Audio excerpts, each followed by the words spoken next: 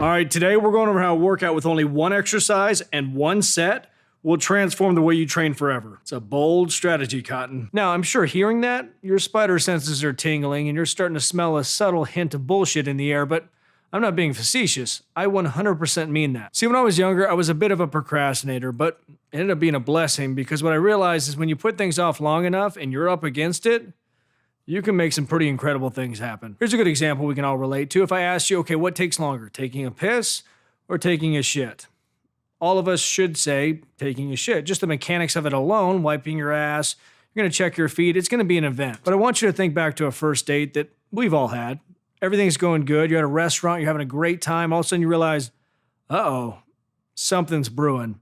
And you know you gotta pass it off to her like you're not gonna go in the bathroom and destroy it and probably get the restaurant shut down for good because of the health code violation you're about to commit. I'll be right back. I'm gonna run to the restroom, just take a quick pee before dessert gets here.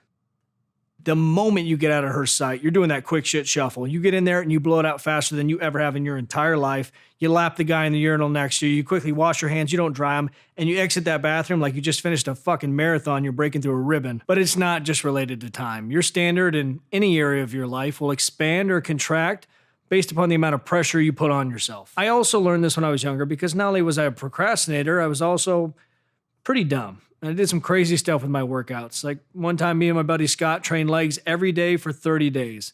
Another time I did 2-a-day workouts, but not the way you think. I was trained every body part twice a day, AM and PM, the same damn workout. Not very smart. But what I realized is your body will pretty much adapt to anything because on day 3 of the 30 days of legs, you feel like at any moment you could die. But by day 14, it's just who you are. You're sick. So what the hell does this have to do with a workout that only has one exercise and one set? Well, I think everybody needs a white whale. Hold on. A white whale is a set that is impossible. It forces you to fight through pain, even though you know no matter how Herculean your effort or how good you are at tapping into that childhood trauma, you're still going to fail to get there. It has one single solitary purpose, to raise your fucking standard. Mine is a century set on hack squat with a weight that I struggle to get 30 reps with. So 100 reps is my Everest, which reminds me of one of my favorite quotes about Everest, which I learned isn't actually a real quote. It's from Jurassic Park. And it's when they asked the guy who went up Everest without oxygen, why'd you go up there to die? And he said, I didn't.